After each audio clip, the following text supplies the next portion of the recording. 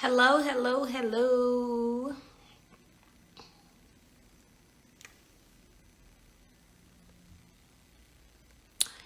Oh, how are y'all doing today? Hello, beautiful people.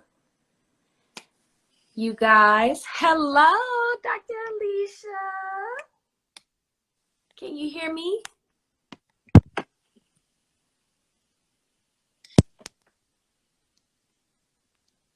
Hello, can you hear me? Okay, I all right. Can you can. hear me now? I can hear you now. How are you doing today? I'm pretty good. How are you? You I haven't know, seen you in a while.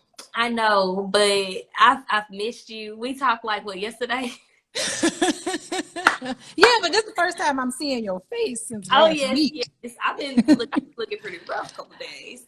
Um, Man. I think we got something going. We got a couple people coming into this live today. Um, are you ready to start? You ready to start?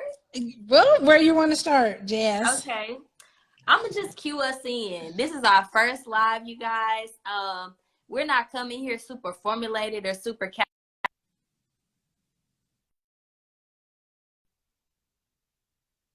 People love to call me when I'm on lives, and I'm like, not today, Lord. But I just wanted everybody to know, like, this is our first episode. Show us lots of love. Share it to like 3 people right now that need to talk about Black love, that's going through it, that's like, man, it's ratchet out here, it's ghetto out here. And I'm just gonna open it up. So, you guys, this is Dr. Alicia Watkins. We have literally birthed this series to raise awareness about healing and restoration of relationships within the Black community with a licensed therapist. So, like, this is somebody that's certified. If you got some traumas, you got some stuff that you need to go ahead and heal, because you know the Black community, we don't be able to heal and stuff like that. So, like, I brought somebody that can help us walk through that journey. And our first episode, you guys, is gonna be called "It's Your Birthright for Black Love." And while we're gonna start, I'm just welcoming you all here. I'm gonna give Dr. Alicia's intro because she deserves, and that's just it. She Keep it deserves. short. I'm Keep gonna it keep it short. short. I'm gonna keep it short, and I'm gonna give y'all a little bit about me, and we're gonna dive right in. Okay. So here we go. Dr. Alicia is a full professor of social work. She is a founder of Coaching with Dr. Alicia LLC, providing evidence-based skills to couples who wish to get married, improve their communication skills, and foster healthy relationships.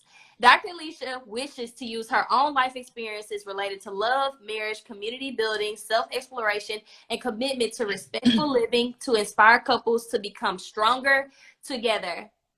She helps individuals, couples, and families heal from past issues that hinder current functionings. Dr. Alicia has been a licensed therapist for 20 years. Okay? 20 I'm years. older than I look. Okay, now, baby, you look young. Don't be acting up like that. She considers her work to be her lifelong passion. And we're going to talk about how this even got started, how we're even on this live today. And it's just such a beautiful experience. But a little bit about me. I'm the plug. Really, I'm the plug. Really, I'm the plug. I help to motivate, educate, and inspire people to be all they're called to be simply by walking by faith and launching their gold. Their gold is the gifts that only the Lord delivers, aka their dreams. And a part of walking by faith, I preach on holistic lifestyle, meaning at the end of the day, you can have all the money in the world and you can build all this stuff, but you need the foundations of like mental health, love, therapy, fitness, all these things. So that's why I'm here, because I need healing myself. I'm a little bit jaded. I'm kind of over it, if you're honest. And I just want to go ahead and give the floor, like, Dr. Alicia. Dr. Man, look, Alicia, you are why did so you fun. start doing this? Well, I mean, gosh. Well, first of all, I'm a second generation therapist. My mom's a therapist. It's Good. crazy. So I grew up just all in. My parent, first of all, my mom's a therapist and my dad is a social worker. So I grew up, in the 70s, just kind of like both my parents were kind of hippies. They didn't believe in, I never got spanked. So my ACEs score is really low because ACEs, I don't care. I don't know if the people know what ACEs mean. It's Adverse Childhood Experiences Scale. And so it's a scale from 0 to 10.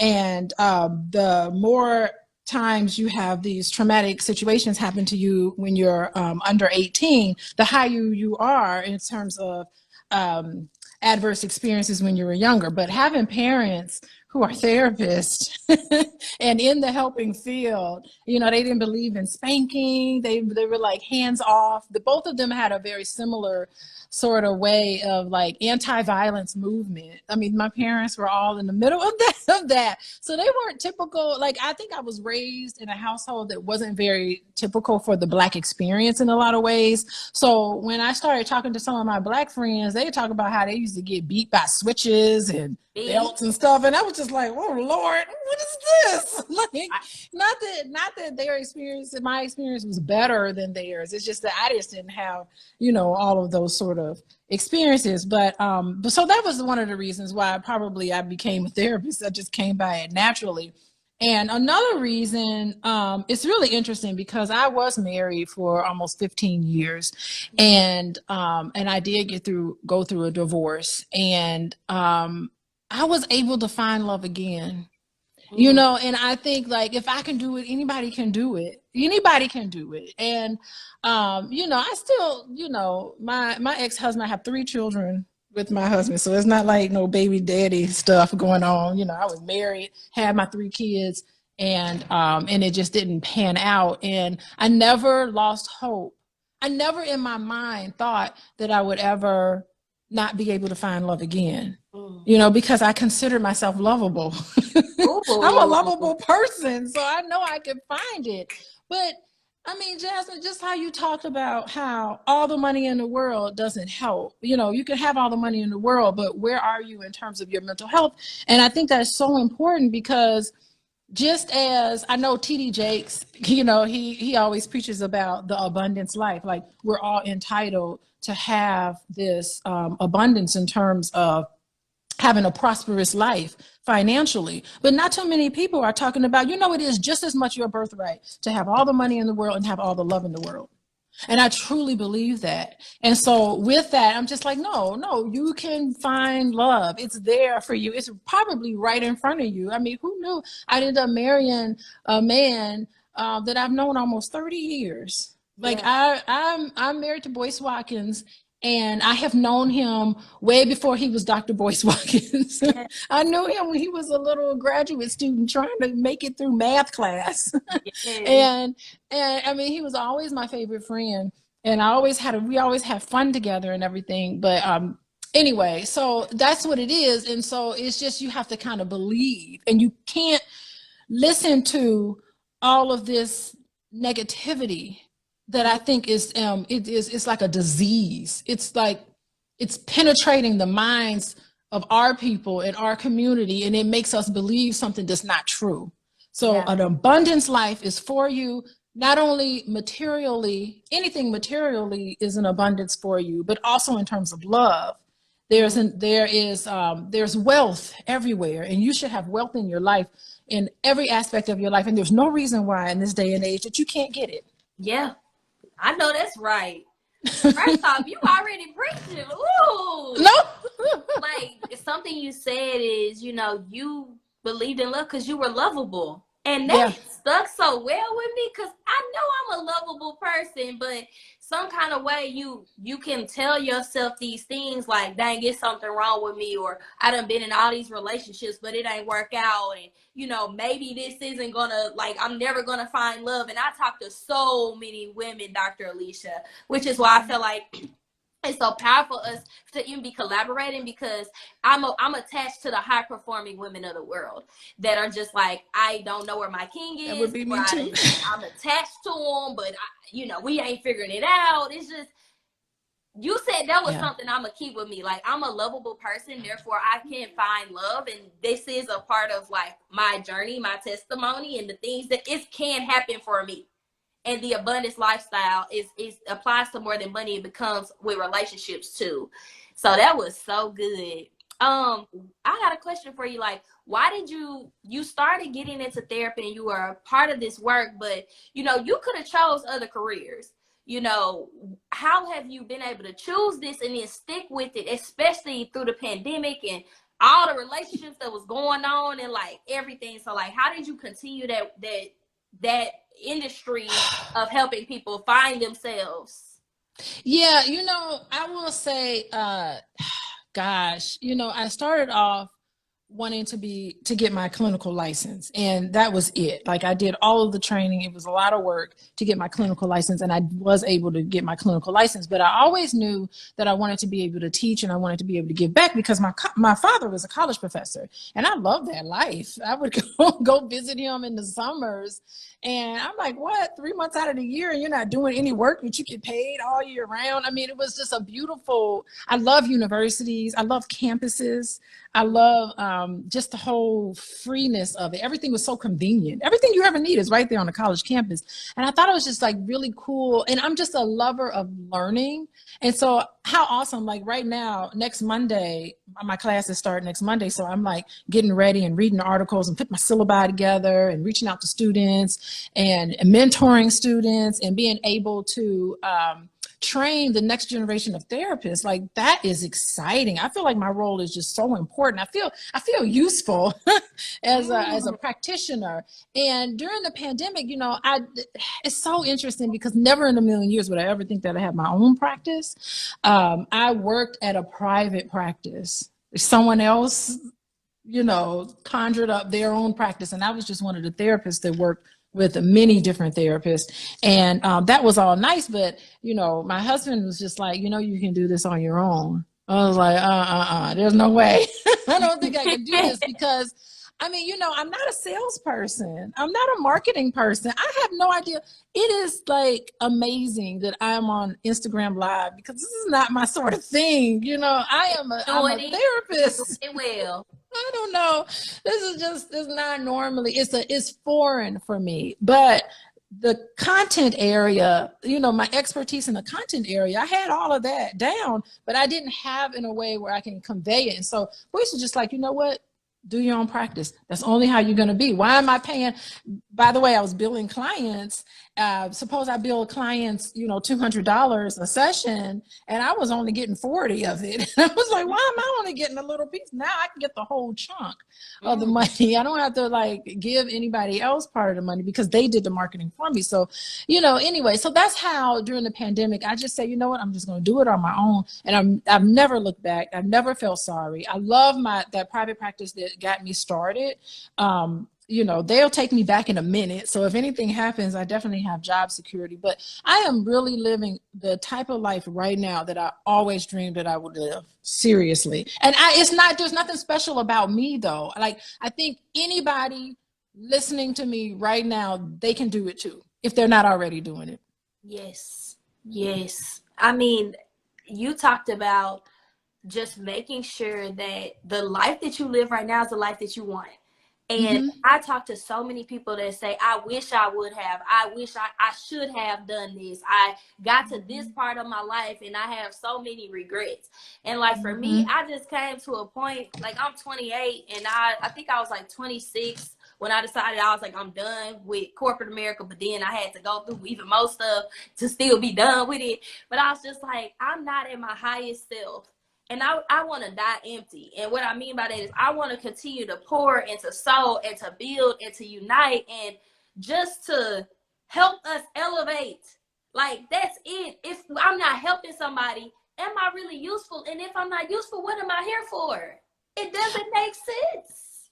Oh, I love what you're saying, because not only is your birthright to have love, but it's also in that journey to get what you want. It is going to require you to grow. It's going to require you to expand. It's going to require you to unfold. Ooh. And yeah, it will. And guess what? The best way to grow, expand, and unfold is to be in a relationship with another person. Okay, well, let's go right there. It's going to push you past your limit. Look. So one thing that I always find so curious in the dating circles that I've been in, or like I'm a part of the millennials. You know, they'll say if you get in a relationship, it doesn't work out, then you need to go heal. And then when you're somebody that goes and tries again and it doesn't work and it doesn't work and it doesn't work, it's something wrong with you. But then I'm like, how are you going to figure it out unless you actually put yourself out there? Like, how many times did it take for you to ride a bike in order for you to go? How many times did it take you to go through school and like, then you pass? Like, why we can't apply that same energy with dating? And why is there such a stigma around, okay, well, I didn't get it right here and I'm still trying. I just refuse to give up because I do believe it's my birthright. Why is there a stigma that women sometimes give? Heck, it could even be men that give it too, on just, I guess you're somebody that actually dates. And if it doesn't work out, you keep trying. Like, why is there such a stigma around that? Yeah, I don't get that either. I mean, there's no virtue in being alone. Ooh, To me. she done told y'all. She said there's no virtue in being alone. There's no virtue in being alone. I mean, I don't think so. I mean, I think it's a cosmic urge. Ooh. It's a cosmic urge. The desire for love is a cosmic urge that's given to you. And you really have to believe it. I mean, to quote, there's a Bible quote I use a lot, Carl, and I'm not a biblical person, so if I mess it up, forgive me. But it's like, as you thinketh in your heart, so be it. Ooh.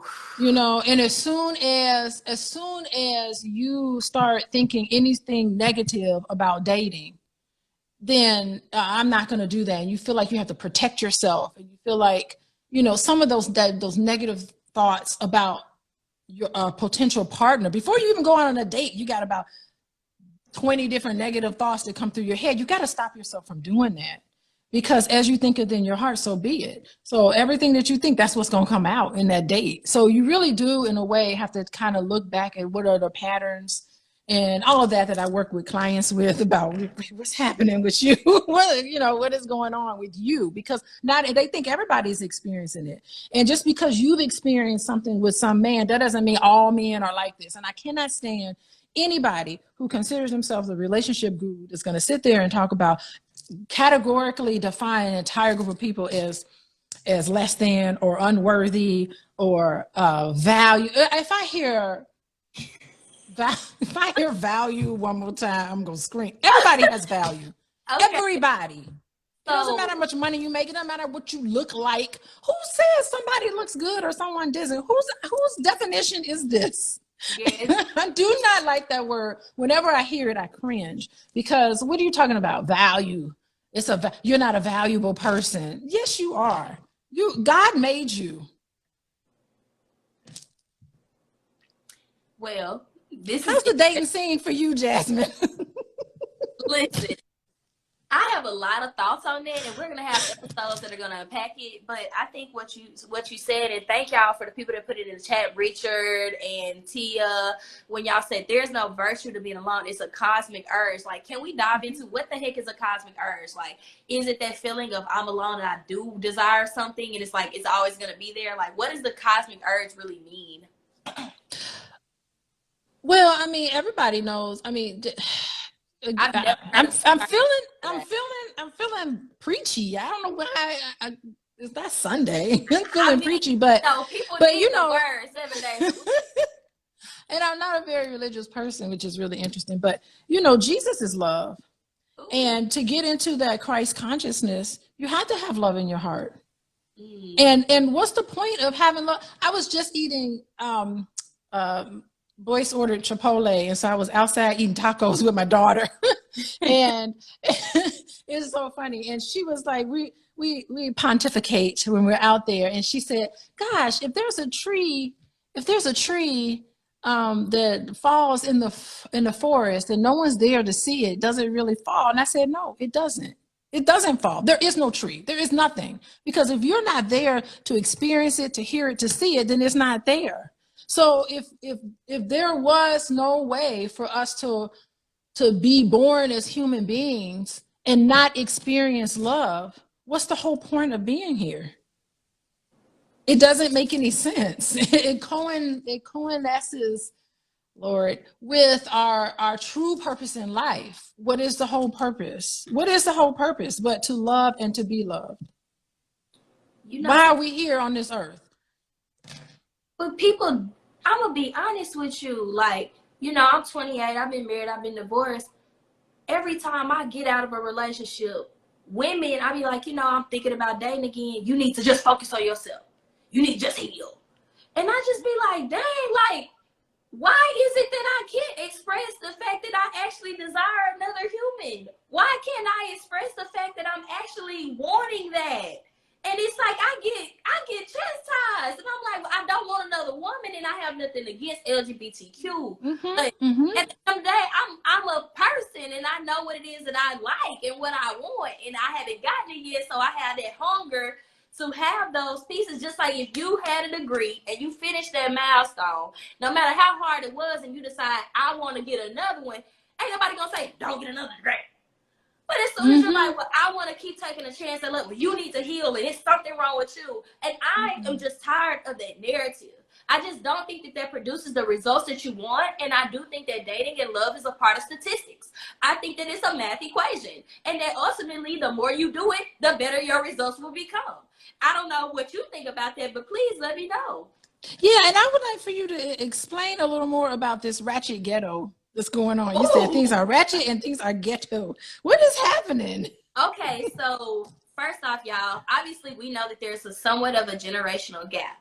But what I'm pretty much getting at is like there's a world of the internet where we got blogs and we got podcasts and we got all of these people that are pretty much, you know, after the late Kevin Samuels, like it's almost like an uproar and telling women what they should be doing, and or telling men what they should be doing. And it is just a constant narrative that men ain't ish, women ain't ish.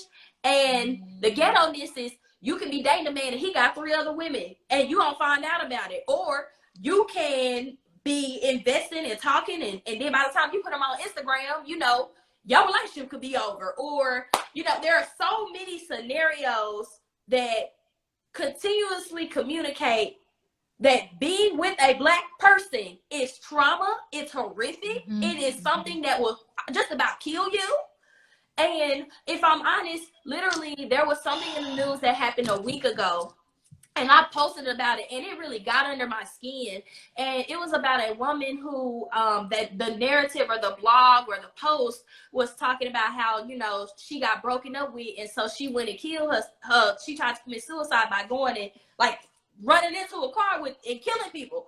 And the narrative was she got her heart broke.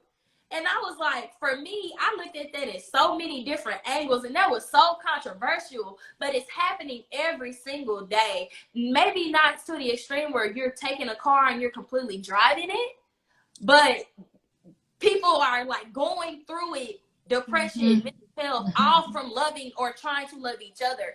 And then the rules of dating have completely changed. We have apps now, and if you don't like somebody, you can just swipe right, or you can just get on the app again, or you can just be like, I'm done with you. And there's so many options. I know men, they're probably like, you know, dang, it's hard for me to be faithful because all I gotta do is get on Instagram and type in Instagram girl. Or with women, it's just like, you know, we out here trying to date, trying to love, maybe, and then we find out the man we went been with this, and this person, and they calling us, and, you know, I got some stories for you, I don't mind. And then I'll even give you an example for myself. Like, yes, I've been married and divorced, and that was a whole internship of an experience, and that's what I consider it to be, a piece of paper that I signed with to get an internship of an experience. And I was putting myself back out there, and a man told me, straight up, I don't do divorced women. I was like, well, you know, that was alarming because I'm like, like, this is the ghetto-ness. Like, people literally looking at you, telling you, oh, I don't do this, I don't do that, I don't, like, you're disqualified off of superficial things. And so it's just like, dang, this is why it's so bad, because at any time you can just be ghosted and be done. It's like there's no rules, there's no standards to Black love at all. There's no standards to love at all. And then you, of course, have the narrative that, again, I think we should unpack in another episode of the high value. And that conversation was, honestly, if I'm honest, it was for an elite class of people that, to be honest, a lot of us shouldn't have really heard those conversations because we were not even in those tax brackets. We're not. But but it gave privilege. And again, I'm pulling from the education that women have sat down with me. It gave privilege to men that don't do half of a high value man or whatever that is. They don't got a pot to piss in. They got all these demands, and they want you to bow down to them. And at the end of the day, can't give you nothing in return. So it's ghetto all around, but it's more ghosting culture. It's superficial. Of course, you got your social media stuff. It's just like, it's no standards or no rules for it. And so everybody's just taking pieces and bits of it, and it's just turning into a hypocrisy of a whole mess. It's a mess. Okay, I was taking notes as you were talking. First thing I want to talk about is, you mentioned the ratchet ghetto-ness and the trauma of it all. And, you know, and that's the thing with trauma. If you've experienced trust violations when you're younger, it really has an impact on your psyche. It has an impact on what you deem to be healthy and not healthy. Okay. And you're given messages. Actually, you're given two messages. You're given messages on what could be healthy, but then you're given another message that this is what healthy trust looks like, but it's just not for you. And you internalize that and you think there's something wrong with you. But anyway, fast forward, when it comes to you in relationships, what that trauma does to you is that you still have that cosmic urge. However, you're afraid. It's this fear and this sense of panic that comes over somebody when they feel like, oh my God, they're getting too close. So I'm going to say something. I don't do divorced women. You know, that's fear. Only reason why you would say something like that is that you are scared to get close to somebody, because what does a divorced woman say to you? That this is a woman that ain't gonna put up with your shit. This is a woman that got fucking standards. This is a woman that's gonna call you out on your stuff. Okay? So it is a fear. It is fear that's driving people to say, I want to put my guard down and I want to trust this person, but I don't necessarily do. But you still go out there and date because you still have this cosmic urge and this desire to love. And if you find somebody where you feel like you want to be faithful to and you want to have this sort of intimacy with them, sometimes it can be crippling and they will ghost you. It has nothing to do with you. It has to do with what's going on inside them. It has to do with their own self-worth or lack thereof. It has to do with the fact that they're just looking for something, picking at something at you so they can say, she's just like every other woman, because that is what they think of in their heart. And that is what they're looking for. And they're always going to find it because they're always going to be looking for it. Fear. And fear and love cannot exist. Fear and love is actually the same thing. You know, on the continuum, you talk about vibration and all of that, but it just can't exist at the same time. And so people get triggered and they get upset and they start remembering how their mama did all these things to them. They couldn't trust their mom to come through for them when they needed something. For some of these men, when they were young and they were growing up and they needed somebody to be there for them, to hug them, to hold them, to make them feel lovable, that person wasn't there for them. And so therefore, none of these women are going to be there for me. And those are the people who will follow Kevin Samuels to his grave. And they will go to their grave alone, lonely, with nobody, depressed, anxious, sad, and they'll never have no woman at all. I said it. Y'all, I stand by it. My edges are going. I don't know if y'all can y'all send me some edge control and some growth oil, because they're going. You said a couple of things, and I wanted to ask you, like, why are men so afraid to be held accountable? Like, what has been in the Kool-Aid of this lack of accountability? Yeah, so in order to be, and that's what it comes from, shame. So there's some people who can't be accountable for anything because they feel like if there's something wrong with what I did, then there's something wrong with me. And they can't separate behavior from who you are as a person. So I'm with my other daughter, and she's in trouble. She gets in trouble and I have to take her phone. And so I let her know, I said, you know what, this isn't you. You're a wonderful, sweet, smart girl who made a mistake, who was naughty, who did a naughty behavior. So what I do is I make sure that when I put her on punishment by taking her phone, that it's not her as a person. She's a beautiful, wonderful, capable person. This is not you. I even tell her, this isn't you. This isn't the type of girl that your behavior was unacceptable, but you are lovable. And so I make that distinction with her because I want her to feel guilty for what she did, but I don't want her to feel ashamed. Because people who feel ashamed, they can't take accountability for their behavior because it ruins their self-image. They feel like, oh my God, there's something wrong with me. Because deep down inside, they feel like there is something wrong with them because they've been told these lies. And that's another thing. As you think it in your heart, so be it. Sometimes some of these parents put nothing but hate in their heart. Sometimes they go out in the world and they get these terrible images of themselves, of Black men and Black women. And what that does, it puts hate in their heart. And so that is what permeates. They can't take accountability because then they would have to say that I am a complete fuck up. And you're not. You're not. The reality is you're not, but they come to this understanding that there's something wrong with them. And they've never been able to distinguish those two. And they live with shame. Okay, so let's take an example. There's been times in my life where I failed at something and I have equated that action or that behavior with my identity. And it has in the past been like, oh, I'm a failure, until you go to therapy and then you do the work and you know that that's just a part of what happened to you. It's not you. So maybe there's someone on this phone right now listening to us and they're like, I feel like I'm a fuck up. I feel like I am somebody that is something wrong with me. Where do they start to unpack that so that they can begin the healing that's necessary? So it's not about them being the mess up, the fuck up. It's actually just something that they did that they can forgive themselves for. Yeah. So, again, it goes back to the thinking. And so the negative thinking, it's like it's a catastrophe. It's like you want to be perfect, which is impossible in and of itself. I mean, it is a paradox in and of itself because being a human being means you are going to be flawed in some way. Yeah. But you want to be. So in it, there's always going to be times where you've made mistakes and you have to tell yourself. It's the thinking process and you really have to stop yourself. Or you have to have a conversation. I was talking to Boyce about it the other day. I was kind of explaining to him about cognitive behavioral therapy, which is what we use, is that you write down these negative thoughts. And I when I meet with some clients and I have them write down all the negative thoughts that come through their head, I said, I want you to name it. Who told you this? And I have them name the person that told them that.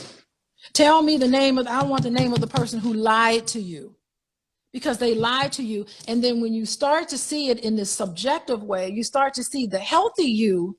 The healthy you is the cosmic urge to love and to be good because God is good. And that's part of who you are. Everything is good and all this. But the negative thoughts are all those people in your life that lied to you and told you things about you that wasn't true. And you have to have a conversation with that person in your head because a lot of times you can't go back and tell your mama or your aunt or whoever that they lied. You can't do that. It doesn't even make any difference. And plus, even if you told them, they're not going to be accountable for their behavior anyway. But you have to pay attention to the thoughts that come in your head. And instead of fighting the thoughts, I think you should just make friends with it and say, look, we're not going to do this today. I am not going to have you interfere with my mood to make me depressed. And I'm not going to have you interfere and start making me feel anxious like I have to scurry somewhere and be perfect. I am perfect in God's eyes. So I don't need to be perfect because I'm already perfect. Dang, I hear setting boundaries and not cutting somebody off, but saying this is the level of access to me. And if you can't abide by these certain rules, you can't get to me because it's not this. We don't have reciprocity. This is going to be an exchange that depletes me. It drains me. It doesn't add to me. That's what I hear. This is good. Y'all, is this good? Are y'all liking? Y'all commenting? Or y'all subscribing? Look, y'all need to go follow us. Y'all not. Y'all need to show us some love. Get these hearts up. Get these hearts up. Get these hearts up. You are hilarious. Listen, okay. Cause you really snatching, you really talking so much. Like, you guys, I'm gonna now tell y'all how I met her and how this even came to be, because I'm gonna be honest. I went to the Power of Networking conference. I did not know I was gonna meet Dr. Alicia. That's crazy. If I'm 100, I did not. I swear on this is how it happened. So I run into a person. His name's Dalmar, and he's working with these guys, and he's a part of this startup. And we like hit it off, and we're communicating. We're just talking about business, and I wound up having dinner with the team, and that led to so many. Next day, he was like, "Oh, I want you to meet." It was the workout, the Rumble. Yeah, they were like, "I want you to meet Dahan," and Dahan showed me the Rumble people, and they were like, "I want you to sit at the table with us," and I'm like, "Look at me elevating in life, getting at the table," and literally, I sat at the table, and you sat right next to me. And I was like, I had no idea who you were, but your energy was vibrant. You were nice. You were like, yeah, I'm here. And I was just like, you know, you were asking us who we were. And I was like, I was really trying to say, like, I'm just here by the grace of God, literally, because my whole life up until this point has been shambles. And you were like, oh, well, I'm Dr. Boyce Watkins' wife, and he's going to be speaking. And I'm like, okay, I'm not sure what that means. I'm like, what do? You like, you a matchmaker? I said, you're a what? Yeah, I'm matching people together. My eyes, I was like, she has the answers to my problems. Because I'm looking into arranged marriages because me picking ain't working, okay? And you was like, I was like, I'm gonna let you know, if you can help me find a man, you are gonna break generational curses off of my entire family. My lineage is gonna be saved. Legacy is gonna be here. I said, please help me. And you was like, sure. And then, you know, we had our conversation, and we can get into that in another day, another time. But you was delivering on some promises, okay? I was like, shoot, here we go. We got this guy, this guy, this guy. Yes. And I was like, okay, you know, this is looking up. Like, we love to hear somebody that, and you said something so key. You was like, yeah, I help pretty much high-performing men find women. I said, well, I know a lot of women over here that could use you. I said, do you do social media? And you was like, yeah, but you know, I did a live and I've been, I was like, oh, let's do this. I do the social. I do it, baby. I'm not good with social media. Y'all, we came together and like this got birthed. And like, obviously this is like the little birthday, and we'll celebrate it in a year and see how it all matriculates. Yes. But the fact that you was like, oh, you help Black men, or you help men heal, and then you match them up. I said, oh, my audience needs some matching, because we ain't picking well. It's ghetto. It's ghetto. It's ratchet over here. So it's just like, even, do you want to tell us more about your matchmaking and how you started that? Because I don't even know how you got in that business. Oh my God. Well, it is a business, but not much of a business, but it's budding. It really is. So it started where I had a speed dating at the All Black National Convention, and I was thinking, oh, I hope like 40 people come to this. So I had enough. We had enough for about 40 people. I said, oh, maybe 20 men, 20 women. We'll just, you know, take them from there. And so, so we added that on to the convention just as a afterthought, really. And maybe Boyce was just trying to make me feel included into his convention. You know, he be trying to help me, help me feel.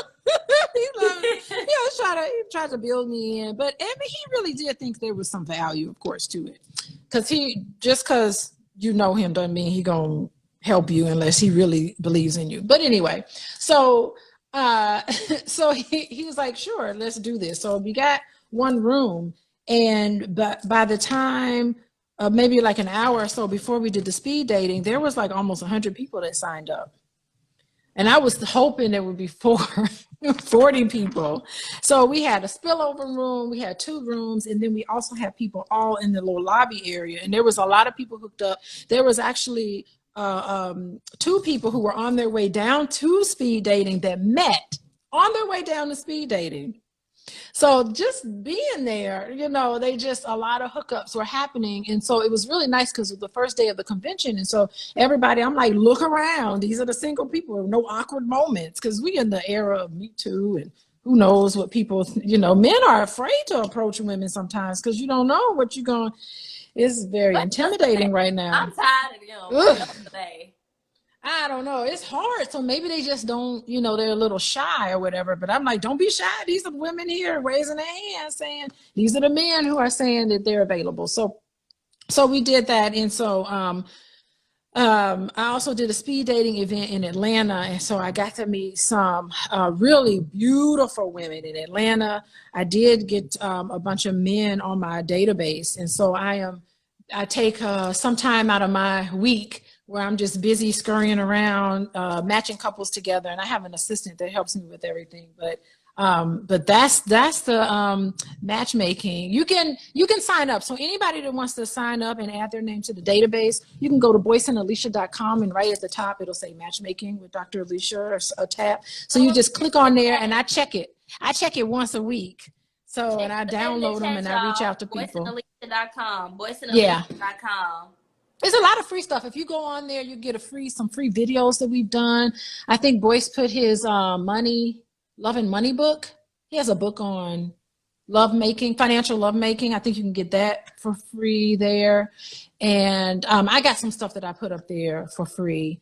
And so you join our mailing list and you get all that. You know how that is. So yeah.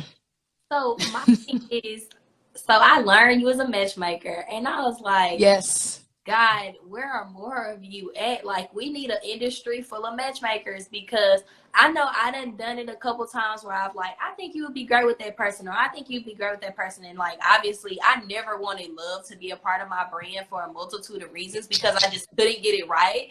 No matter how hard, like, I tried. It's hard. It's one of the hardest things that you'll ever embark on, you know? Mm-hmm. And it's harder than building a brand or a sustainable business. Like, it's like conjoining your life with another human being that you just met and you like them, and then you like, all the stuff.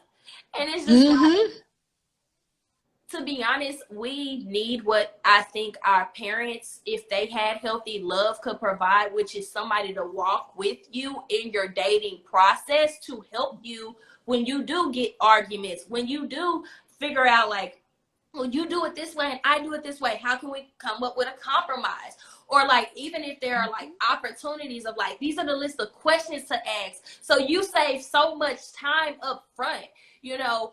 I'm not gonna lie, Dr. Alicia, like, I was a product of the purity culture and he needs to be all in the church, and he gotta be a God-fearing man. Get you a God-fearing man. It's just like, that did not give. I'm gonna be honest, that industry did not give what it was supposed to give. It sent a whole bunch of black women up, and like, I'm just gonna be honest, like, we saw how that purity energy, like, I'm not trying to speak on names because I know at the end of the day, I may one day meet them, but like, let's go with the Franklins. You know, like, they did it all the right ways. They tour, and it's just like, it didn't matriculate. It did not work out. And then it's like, there are some people that have been together since they was 18, and I know they was hitting the sheets and they was doing it all, and you know, they are there. I literally know a family member, someone, have been together since one was 16, one was 18. They've been together for 40 years. And it's just like, I don't think it's a formula to this, but maybe there's a formula in finding someone that matches you, and like, y'all making a decision to stick it out. Like, is that what it is? Oh my gosh. Yeah, I mean, at the end of the day, you talked about compromise.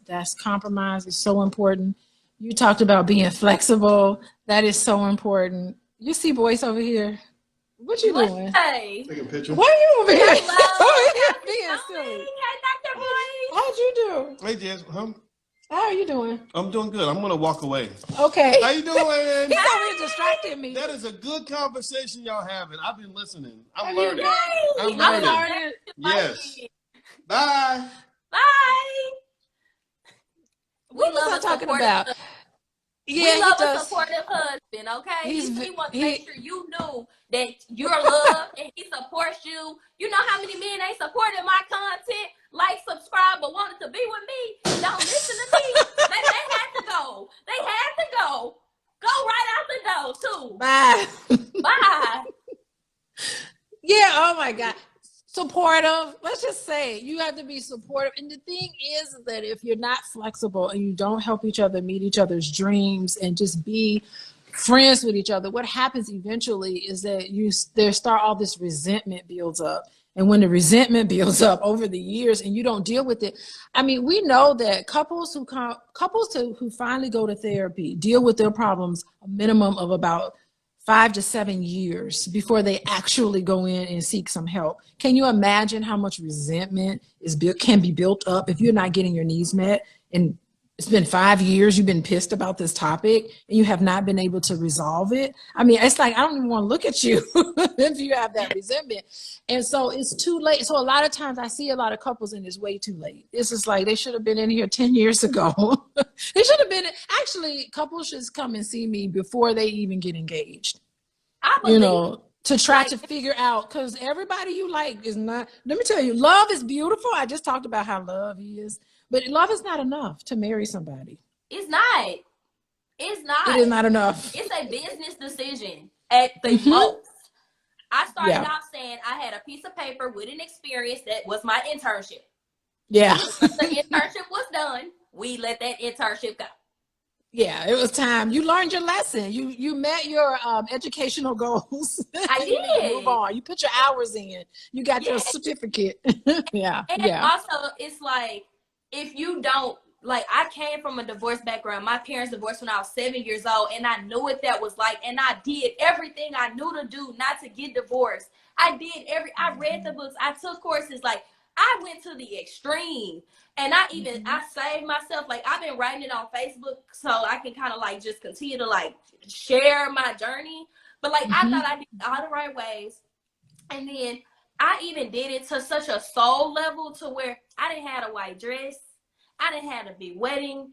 I shouldn't have married nobody in 7 weeks and did it in 24 hours in Las Vegas either. So that's something on that. And we can unpack that energy at any time that you would like to.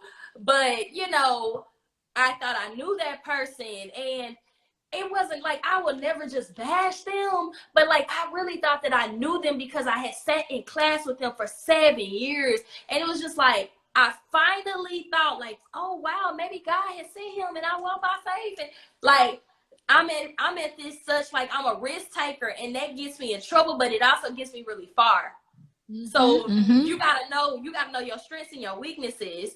So overall, you know, I'm so glad for that experience because I did it in my early 20s. What would it be like for you to do it and then like it still don't work out? So it's just like you never know. So it's like you got to give yourself grace because we all just on this earth trying to figure it out. And I love what you said, like, come to therapy even before you get engaged. Once you get engaged, that's really it. It's too late. You waiting for a date that is honestly a superficial date because it's just like any other thing, another milestone that's come with more events. It's just like by the time you say you do, it's done. Yeah, it really is done. And it's so hard. It's hard to go back on it once you start. Can you imagine you set a date and you tell everybody about the date and then you buy your dress and you spend all this money on your dress? Weddings are what, $50,000 now for a nice big wedding? And you can't even spend a couple $1,000s on the figuring out how you want your marriage to go. You spend all this money on one day. People spend money on one day, and they do not want to spend any more money coming to see me so that they can plan for how they want their marriage to operate. Yeah. They don't know what they want to do. So, I mean, I can't even imagine just doing that. And then you have to disappoint everybody if it doesn't work out. You have to, I mean, if you call off a wedding, can you imagine calling a wedding off? You know, it's just, you have to disappoint everybody. You're losing all this money. Everybody's like, but then ready? That honestly, crazy. It stops becoming about you two and it becomes everybody else. But everybody else, once the day is over, they're literally not going to be there to help you sustain the thing that you kept going because of them. So it was always about them versus it being about y'all. So it's just like, for me, I kind of told myself, yes, I have a nice little experience, but to be honest, like, I'm on that Grey's Anatomy type energy. Piece of paper, stick it on the wall. I'm going to do this with you. You going to do it with me. If we can't do it, we going to take the piece of paper down. And that's like, I fell in love with that philosophy ever since I watched the full Grey's Anatomy, because I was like, that's what it is. That is funny. I'm dead serious. I'm like, if I be with somebody, it's a piece of paper, we can get a napkin. Do you know that Twitter was started because Jack Dorsey was like, I wrote my ideal on a piece of paper? If a whole company can be started on a piece of paper, my darn marriage can too. Interesting. I love it. That is so funny. And then I don't know, as you were talking, I was talking about how costly it is. You know, I'm thinking about how expensive it is. I'm thinking about how expensive it is to get a divorce. It's even more expensive. And then what's crazy, and we can kind of unpack that. When I was trying to get my divorce, he didn't want to sign the paper. He didn't want to sign it. I was chasing him to leave me. I said, please, I'm in bondage. I said, let me go. You don't want me. You don't want to be with me. Why won't you freaking I filed the divorce. I had to sit through the hard work of figuring the paperwork out. You left my tail and then didn't want to leave. It was so confusing. And I think it's a man's thing. Like, you know, they don't really want to do that. They don't want to do that. They don't want men for the most part, they won't ask for a divorce. Men don't ever want to get divorced. They don't want to. But you know what? What's funny is that sometimes they get to the point where they don't want to work on anything, but they definitely don't want to leave you. Usually, as the woman. Mm-hmm. Let me tell you, Dr. Alicia, we'll unpack my life, but I'm gonna be honest. I can't understand it for the life of me. Somebody asked me to marry them in 7 weeks, and I literally was like, am I on a game show? Like, is this a TV show? Like, I was looking around because I was in Las Vegas, and he's from Las Vegas. Like, what are the odds? And I'm just like, oh, I'm on a TV show. Like, this is my time. Like, act, Jasmine, act. And I'm like, oh, no, he's serious. He real serious. He went and got a ring. And I'm like, oh, my freaking God. And at this time, y'all, I had never seen anybody turn down a proposal. I had not seen anybody even turn down a ring in my age. Women out here fighting to get them. I just got handed one, and I was like, what am I to do? So it's like, I kind of got put on the spot, and I had no idea it was even coming. But then the kicker, he was like, oh, yeah, we got to finish this in 24 hours. Like, I want to marry you tomorrow. And I don't want to plan a wedding with my I don't want to plan a wedding with my fiance. I want to plan a wedding with my wife. And here I am, Google-eyed. Ooh, I never heard of that before. You got so swept up. Oh, you know, as you were talking, okay, sometimes you even if you, I know people who've gotten married after knowing each other for 4 months and it worked. You know what I mean? So sometimes you try to reduce error, but in some sense, there's an X factor in there too. So you are taking a leap of faith in a lot of ways. And if it doesn't work out, I really think that you should have compassion for yourself. Yeah. You should be able to forgive yourself. And when you talked about these regrets that you have, I mean, if you ever want to like sit back and think about your regrets, you know, also think about how you were feeling in the moment when you made those decisions that you know you shouldn't have made. You also need to think about what was it that drove you to do this? You know, what was it? What were you feeling? What were you thinking? What were you hoping? And out of it all, you could even make a list of lessons learned. And there's a lot of different things you can do, not only lessons learned, but also ways to, what's the word? Make amends. There's a way where you can make amends. And I think for you, Jazz, is doing stuff like this. This is your way of making amends. Having really beautiful, honest, open, transparent conversations about your life. This is your way of making amends for the regret that you made. I really do believe that. And also too, Dr. Boyce, I've been in therapy like since last October, consistently every single week. Like I've been doing the work. I also didn't date until my divorce was final, whatever that was. That I made sure I chilled. You know, I got into another relationship. It didn't work out. And when I noticed that this wasn't the person, I didn't penalize myself for it. I tried my best to say, hey, we're not good. Like, this isn't the best relationship for me. Like, this isn't what I need at this time. And I was able to move forward. And I didn't sit over here and like go into a little hermit shell. I was just like, I needed to gather data, and I did. I gathered data, and once I gathered the data, like, I'm gonna move on, because that's what men do. They gather data and they be like, I'm on to the next. So I'm like, why I can't adopt some of these principles? Like, I want to be on to the next. They go on. Like, let me go on.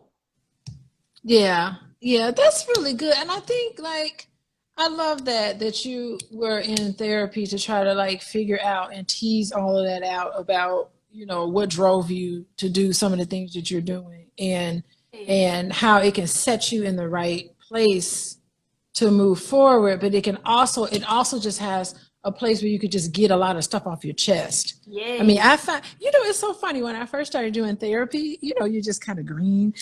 The very first thing I realized is that sometimes, like, saying absolutely nothing and doing absolutely nothing, people kind of, just them talking it out loud, they figure out their own answers on their own. And then they turn around and go, well, thank you, Dr. Alicia, that really helped me. And I'm like, I didn't do anything but just go, oh, really? Say more about that. Oh, okay. And I'm doing simple stuff like that, saying nothing, but just 50 minutes of them just talking. They'll go, oh, I think I done figured out life now. Thank you very much. I'll see you next week. And it's just because just having like an empathetic ear, a listening ear, just part of it, I learned, is that's the key.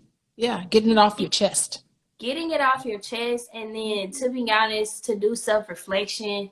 Like, I love reflecting. Like, I'll reflect on a lot of stuff. Like, I'm going to reflect on today and how I got here. Like, I have been in nothing but in nostalgia, because, you know, Christian, like, we came to this conference and we literally gave it our all. Like, we had nothing else left. I gave my all at this conference. And it was like preparation meets opportunity. And this is the pure representation of that. But it was like, it came in such genuine forms. Like, I didn't even know who I was really sitting next to. And and that's what I think makes it even more real, because I was like, I just need help. Like, I know if I need the help, somebody else does, and I'm willing to put myself out there and to share my journey in order to help somebody else with theirs. And I feel like that's what's so important. And, you know, as one of the formats of our show, we always want to like end off with therapy tips, and we are getting closer to the hour. But Dr. Alicia, like, what are 3 therapy tips to convince you that it's your birthright to love? Okay, I think, like, based on what we've talked about today. Well, first of all, before I start off on that, I just want to say this was such a great idea, and I cannot wait for next Tuesday. I can't wait either. I cannot wait for next Tuesday. And the other thing I wanted to say is that, you know, I don't normally travel with Boyce. When Boyce goes and does these financial, power networking conference, whatever, I don't have, why am I there? Like, it has nothing to do with like my area expertise or anything. And I just go. And I came in that Friday. So I'll leave it up to Boyce. I said, Boyce, if you want me to come along, I'll come along. If you want, I'll take pictures and get you ready for your social media and all this kind of stuff. So I just come whenever he said, and just as a whim, he's like, why don't you just come down to Houston? And I was like, I don't know. And then finally, he's like, no, I'd like for you to be there. I'm leaving. He left much earlier than I did. And I was like, yeah, okay, I'll just go. So it was just like, I was just there on a whim. So I really, in terms of me being there, I didn't have like a tag or anything. You know, people were like, you don't have an ID card. You don't have a membership or whatever that thing around your neck that tells you that you need to be there. I didn't have any of that kind of stuff.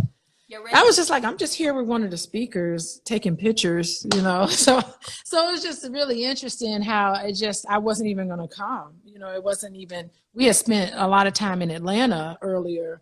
And so I was like, this is too much travel, but I just did it anyway. So that's really interesting that just on a whim, I decided to go. I'm like, yeah, I'll go with you. I don't care. I'll come and hang out with you boys. It's fun. It was God for me. It was Yeah. God all up in that. I knew. Yeah. I said I did not come for love. I came for business. I came to change my life. And God dog it, I did. Yes, there we go. There we go. It was meant to be. So, okay. So, tips. I think like when you're dating, oh God, you talk about ratchet and ghetto. That was really interesting. I think that when you're dating, I think my tips might be a little confusing, but it's something for you to ponder. So ponder on the fact that when you're dating, you need to be very clear about the type of relationship you want and the type of partner you want. And some people make lists, some people go with a feeling and all of that. However, at the same time, you also need to be open-minded and flexible.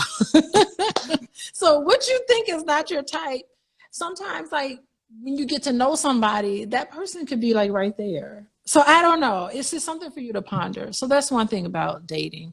Another thing is that I think that you don't need to pretend to be someone that you're not. So it doesn't make sense for you to pretend to be, I got all this money and I'm profiling, I'm doing all this stuff, and you're not.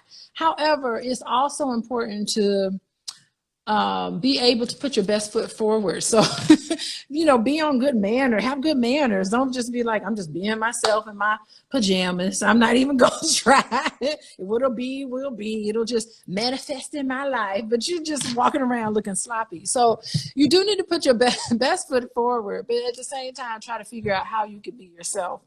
I think like the third thing I would say is probably being lovable. So,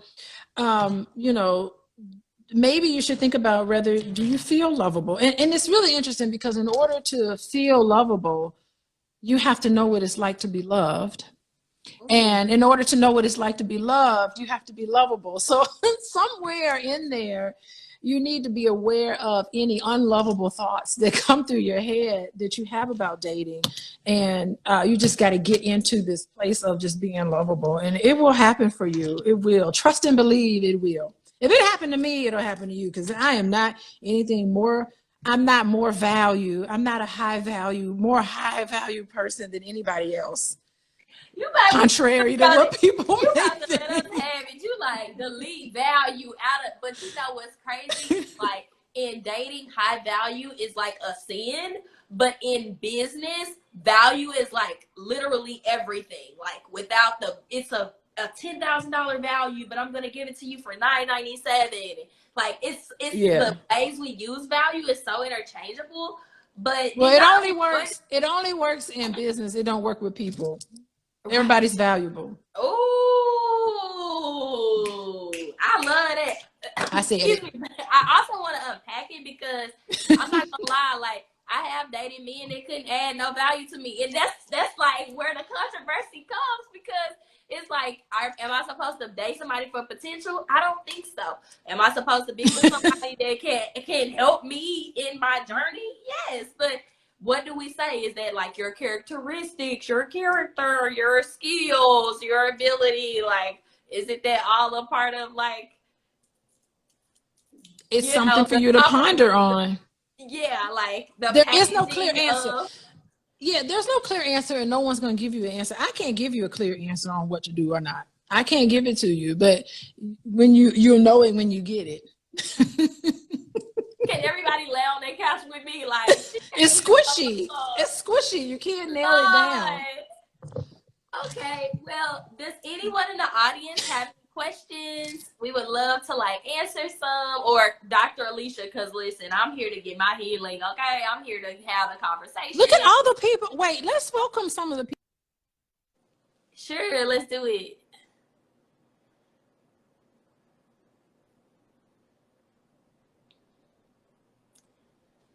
Why did it go freezing? Like, what's going on with this thing?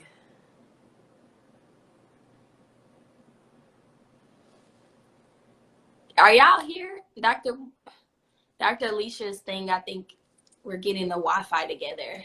Are y'all still here with me? Can you put some hearts if we're still alive on the Okay, so she's going to come back. She probably has some service issues. Yes, here she comes. Doc froze. View request. Come on. Accept. Okay. Let's get her back up here.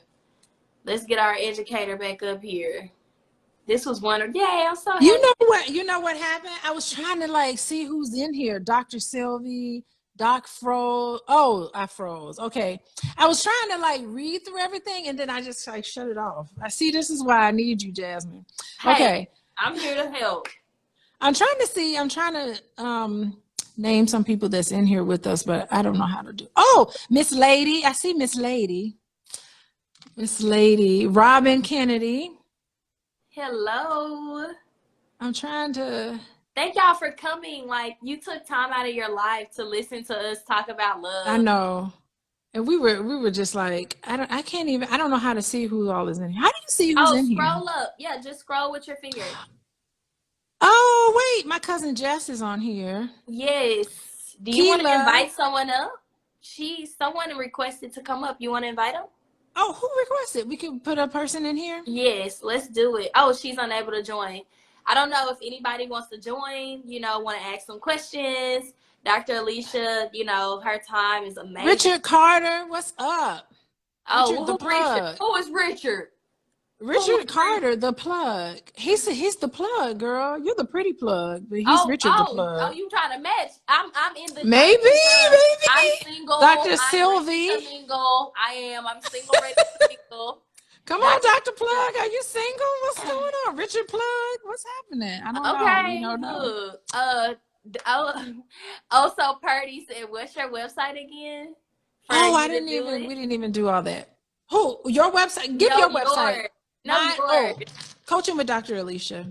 Coaching just with put that Dr. in. Alicia, and then the other one is what's the couple? Oh, boyceandalicia.com, and then you could join the matchmaking service, and then if you join the mailing list, you can get a whole bunch of free stuff. I think Boyce has a free book. Yeah, he has a free book called Financial Lovemaking. Really interesting book, and I have some videos and some free stuff on there too. So, and you can join the matchmaking if you want to.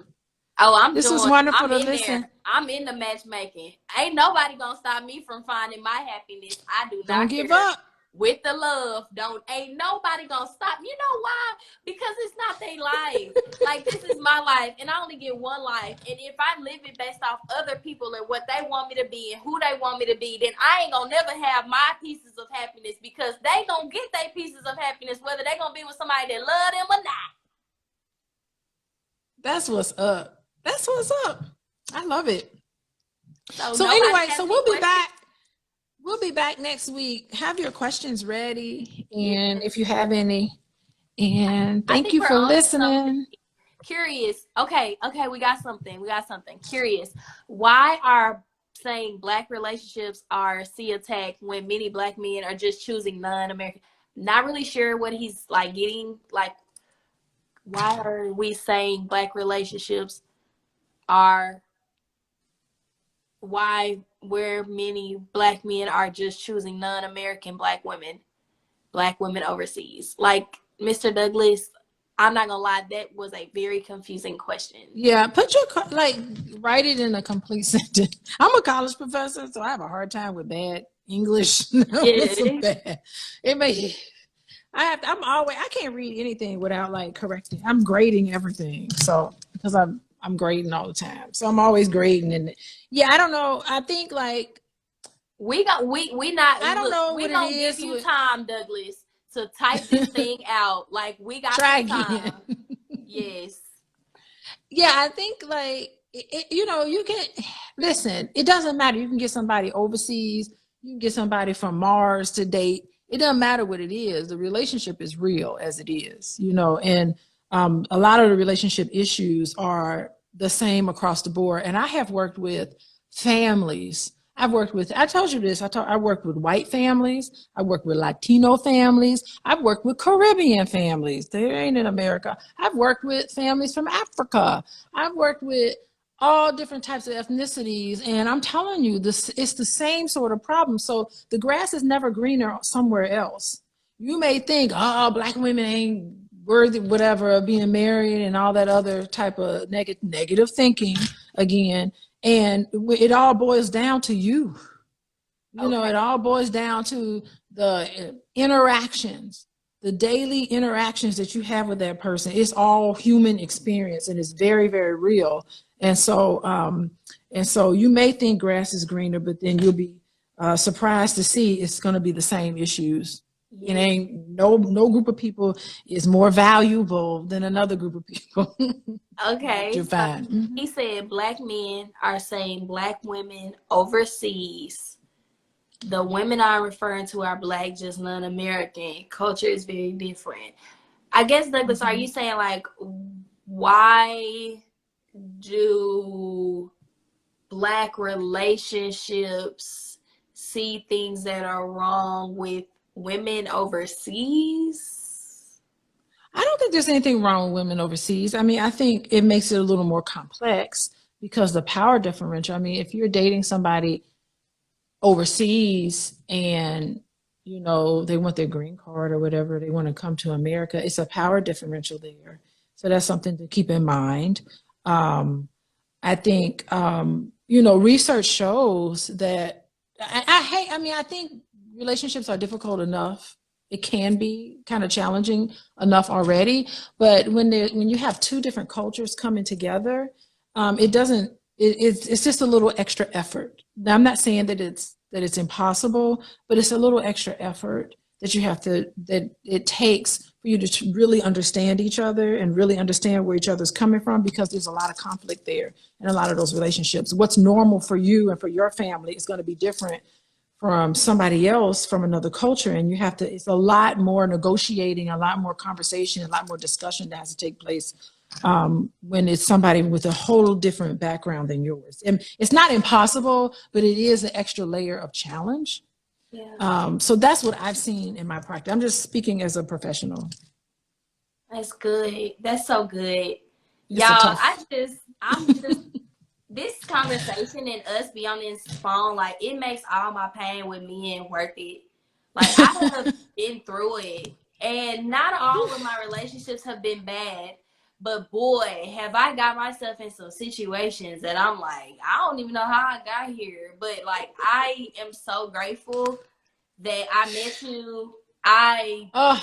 When I tell you, like, Girl, we have something that each other needs, and it kind of comes from the type of combination that we are. We ain't gonna say yes. they gonna call us demonic and everything else. I swear, because I'm a Christian woman, and everything they gonna be like, she thinks she this and that. I'm like, listen, all of my best friends are in a certain month, and I'm sticking to that, and there's no reason for that. Okay. I am Tia Brom. She said, what are some best practices for dating someone with children if you don't have children of your own? Oh my goodness. Well, depending on the age, well, if she's a lady and she's dating a man with kids, normally, it's not always the case. Normally the mom usually has custody. Usually the man is a non-custodial parent, and the mom is a custodial parent normally, but it doesn't always have to be like that. Actually, I like arrangements where both mom and dad have equal custody. That's kind of like the gold standard for me, honestly. But sometimes there's circumstances that just makes that impossible. So typically the mom has custody of the kids. And so usually on the weekends, it's when the kids are there. And it's important for the father to have a really close bonding and connection with their children. And so it's just, if you don't have children of your own, it can be a little bit of a challenge because you don't even understand kids. It can be overwhelming because you don't even know, like, I dated a guy in college. He had a child, and I didn't know anything about no babies or nothing. And I was just it was a little awkward. And I was like, okay, all right. It was really strange. It took some effort for me to like really understand how children operate and what happened. And so, and then the mama, you got an extra mama that's there. And so it makes it a little complicated, but again, I don't really think that it's impossible. I just think it's just another layer where you just have to try to adjust to that, and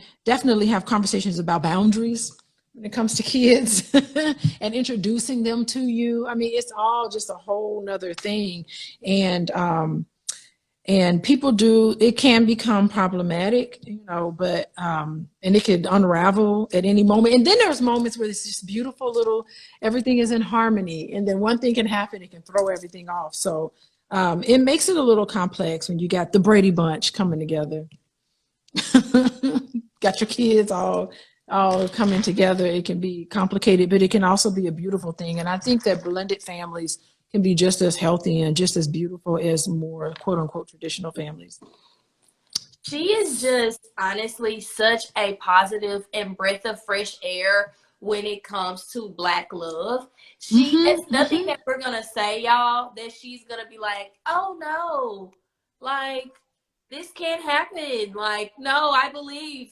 Like, she's like me. When people tell me about their business, I'm like, no, we can do this. We can do it, yes. And then with love, you're like, no, we can do this. Like, yes, let's go. And That's true. I'm like, you have no idea. There's a generation that's just like, I have so many clips that I have collected from TikTok, and I'm like, I can't believe this is even a thing right now. This is happening. And, we got some more questions. Can you recommend a Black woman therapist for a grandma of 2 grandchildren, been there, done the 25 years of marriage? Well, they can reach out to me, Coaching with Dr. Alicia, and fill out an intake, and I'll get a hold of you. I check my intakes daily, and so when people reach out to me all the time, and they're like, Dr. Alicia, I need help with this. It's like a little intake form. If you go to Coaching with Dr. Alicia and you fill out the little form at the bottom of the page, I'll reach out to you. I'll send you a message myself and reach out to you. And it'll be a private conversation that we'll have, confidential. And so we'll be able to meet and talk and hash everything out that's on your mind. So yeah, you can go there, Coaching with Dr. Alicia. Okay. Well, y'all, listen, we've been doing this. I'm so excited. Next week, because you all are here, our next week topic is going to begin, do you believe in Black love?